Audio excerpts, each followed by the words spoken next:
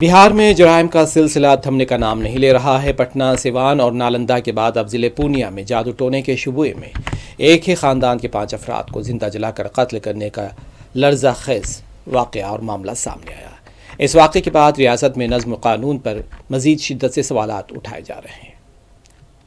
یہ اندوہناک واقعہ پورنیہ کے مضافاتی تھانہ علاقے کے ٹیٹیگامہ گاؤں میں پیش آیا ہے، جہاں مقامی لوگوں نے ایک ہی خاندان کے 5 افراد کو ڈائن اور جادو ٹونا کے ذریعے نقصان پہنچانے والے قرار دے کر پہلے بے رحمی سے پیٹا اور پھر ان کے جسم پر تیل ڈال کر آگ لگا دی۔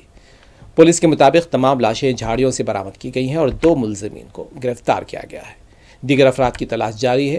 RJD لیڈر اور سابق نائب وزیر اعلیٰ تیجسوی یادو نے اس واقعے پر شدید رد عمل کا اظہار کیا ہے اور کہا ہے کہ ریاست کی نتیش حکومت کو سخت تنقید کا نشانہ بنایا جا رہا ہے۔ انہوں نے الزام لگایا کہ